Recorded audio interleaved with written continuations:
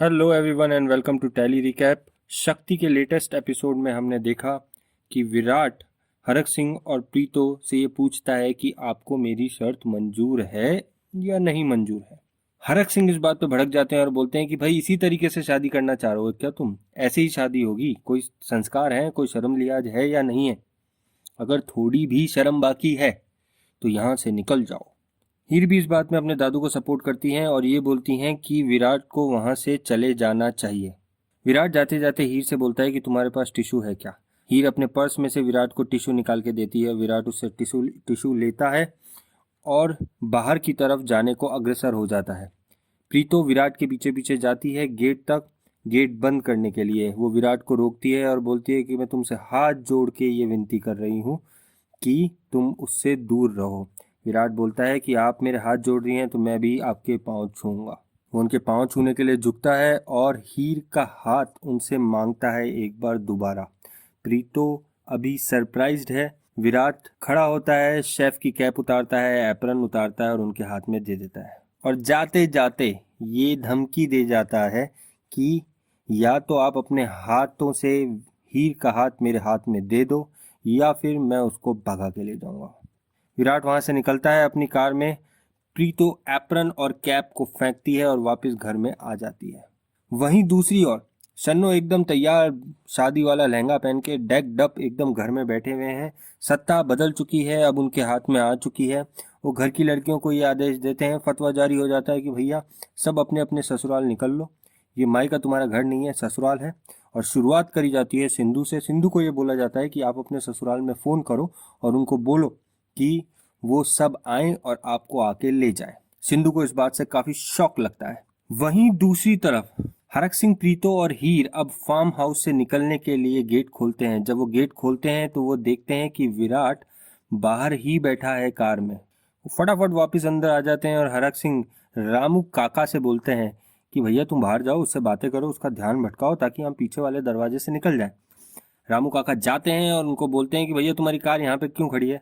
उस पे विराट ये जवाब देते हैं कि ये घर, ये किचन और तुम भी मेरे ही हो, क्योंकि मैं हीर का होने वाला पति हूँ और ये घर का दामाद हूँ।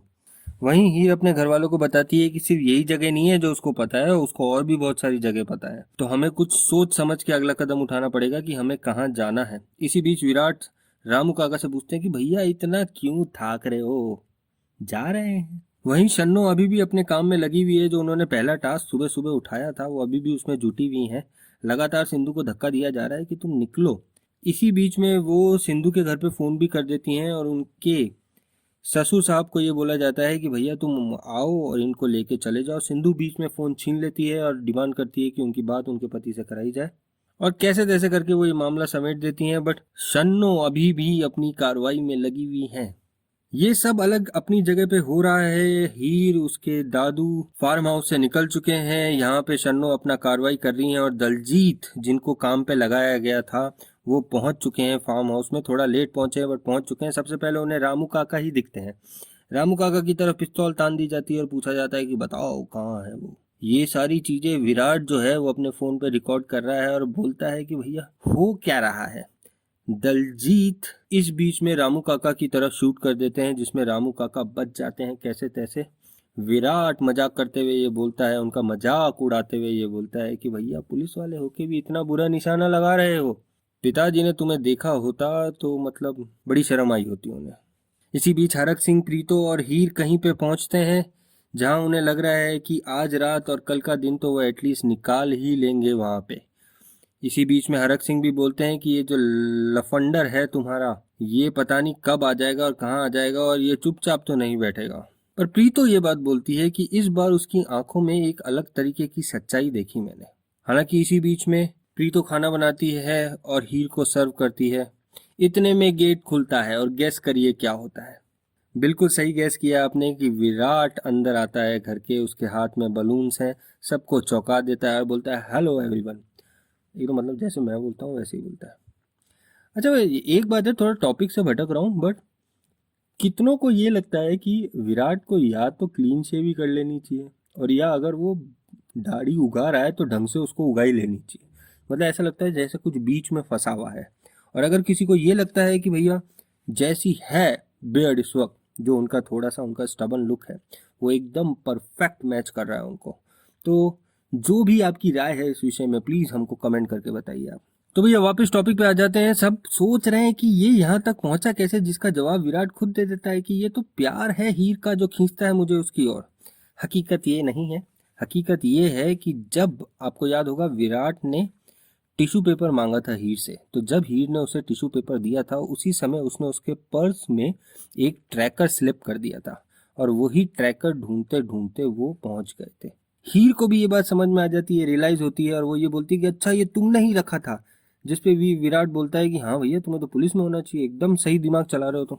विराट को जो मैसेज कन्वे करना था वो कर चुका है और वो ये गुड नाइट बोल के सबको कि आप आराम से अपना डिनर करिए, गुड नाइट, वो घर से निकल लेता है। हरक सिंह जी गुस्से में और भी ज्यादा आग बबूला हो जाते हैं और होटल के स्टाफ को आवाज लगाते हैं कि ये चोर है, इसको पकड़ लो। विराट को पकड़ने की कोशिश करी जाती है। उनसे बचने के लिए विराट और उनके बीच में हाथापाई हो जाती है जिसमें विराट को चोट लग जाती है। विराट को चोट लग जाती है जिससे हीर को भी वो चोट महसूस होती है कि हुस्न हाजिर है, मोहब्बत की सजा पाने को कोई पत्थर से ना मारे मेरे दीवाने को। और वो उनका सर अपनी गोद में लेती हैं और सबको रोक देती हैं। तो आज के इस एपिसोड में इतना ही। सब कुछ था इसके इस एपिसोड में, सब कुछ थोड़ा थोड़ा चुटकी भर था। काफ़ी सारे ट्विस्ट थे, काफ़ी सारे टर्न्स थे, काफ़ी सारा हंसी मजाक भी था। इन सब चीज़ों को मद्देनज़र रखते हुए हमारी तरफ से इस एपिसोड को जाते हैं 3.5 स्टार। इसी के साथ मैं स्वप्निल आपसे इजाज़त चाहूँगा। अगले रिव्यू में फिर मिलूंगा आपसे। Till then stay safe, God bless.